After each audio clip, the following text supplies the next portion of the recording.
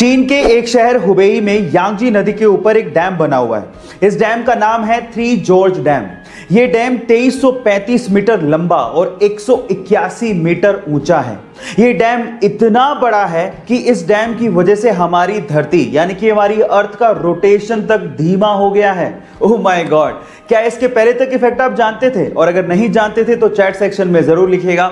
अक्सर आप लोगों ने देखा होगा कि जब भी किसी को बिजली का झटका लगता है तो अधिकतर केसेस में लोगों की मौत हो जाती है। क्या इसके पीछे का साइंटिफिक रीजन आप जानते हैं? चलिए मैं आपको बताता हूं।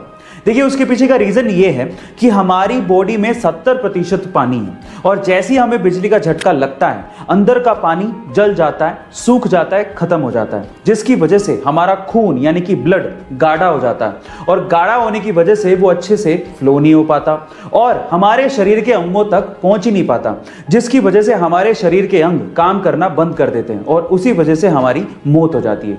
ये था इसके पीछे का साइंटिफिक फैक्ट। क्या इसके पहले तक ये साइंटिफिक फैक्ट आप जानते थे? और अगर नहीं जानते थे तो चैट सेक्शन में जरूर लिखिएगा। देश में कई लोगों का ऐसा मानना है कि राजनीतिज्ञ और भ्रष्टाचार ये एक दूसरे के पर्यायवाची हैं, लेकिन हर राजनीतिज्ञ ऐसा नहीं होता।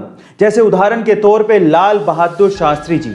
गाइस, लाल बहादुर शास्त्री जी ने प्रधानमंत्री पद की शपथ एक फटी हुई धोती में ली थी और बाद में ऐसा पता लगा कि लाल बहादुर शास्त्री जी के पास सिर्फ 2 ही धोती और सिर्फ 2 ही कुर्ते थे। प्रधानमंत्री बनने के बाद उनकी धर्म पत्नी ने उनसे कहा था कि अब आप नई धोती क्यों नहीं ले लेते? तो उसके बाद जो लाल बहादुर शास्त्री जी ने कहा वो आप लोगों को सुनना चाहिए। उन्होंने कहा कि देश के करोड़ों किसान ऐसी ही धोती पहनते हैं और मुझे नई धोती पहनने का कोई अधिकार नहीं है। गाइस, आपका लाल बहादुर शास्त्री जी के सरल जीवन के बारे में क्या कहना है चैट सेक्शन में जरूर लिखेगा।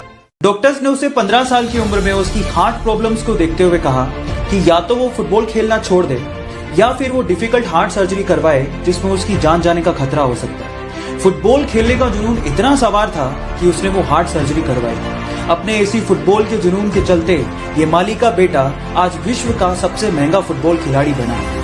Yes, I am talking about Cristiano Ronaldo, जो सिर्फ फुटबॉल खेलकर 700 करोड़ रुपया सालाना कमाता है। क्या आप में है ऐसा जुनून? और अगर है तो जीत आपकी पक्की है। माइकल फेलिप्स ने 2008 में पब्लिकली अनाउंस कर दिया कि वो अगले ओलंपिक में 8 गोल्ड मेडल जीत के लाएगा। फिर क्या था, मीडिया ने, लोगों ने उनका मजाक उड़ाना शुरू कर दिया। लेकिन माइकल फेलिप्स ने इन्हीं लोगों की इन बातों को अपना मोटिवेशन बनाया और दिन में 12-12 घंटे स्विमिंग की प्रैक्टिस करने लगे। अचानक से एक एक्सीडेंट में उन्होंने अपना हाथ फ्रैक्चर कर लिया। डॉक्टर ने साफ मना कर दिया कि अगले ओलंपिक में आप पार्टिसिपेट नहीं कर सकते। लेकिन इसके पागलपन के आगे मुसीबतें कुछ नहीं थी। उसने पैरों से स्विमिंग करनी शुरू कर दी और फाइनली फिर क्या था, अगले ओलंपिक में एक वर्ल्ड रिकॉर्ड के साथ टोटल 8 गोल्ड मेडल उसने जीते। इसी को कहते हैं अगर आप जिद करते हो तो जीत आपकी पक्की है। सपने तो शायद हम भी बहुत बड़े देखते हैं, लेकिन मुसीबतों और बहानों के आगे हमारे सपने घुटने टेक देते हैं। लेकिन एक वो लड़की थी जिसके सपनों के आगे मुसीबतों और बहानों ने घुटने टेक दिए। एक गरीब परिवार में पैदा हुई। बचपन उसका खेतों में काम करके निकला।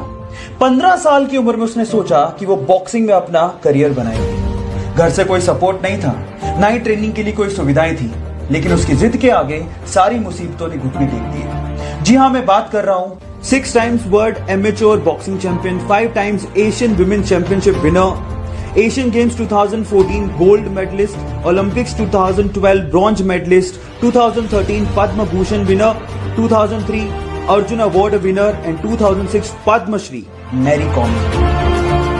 सो गाइस, बिलीव इन यू, क्योंकि जिद है तो जीत पक्की है।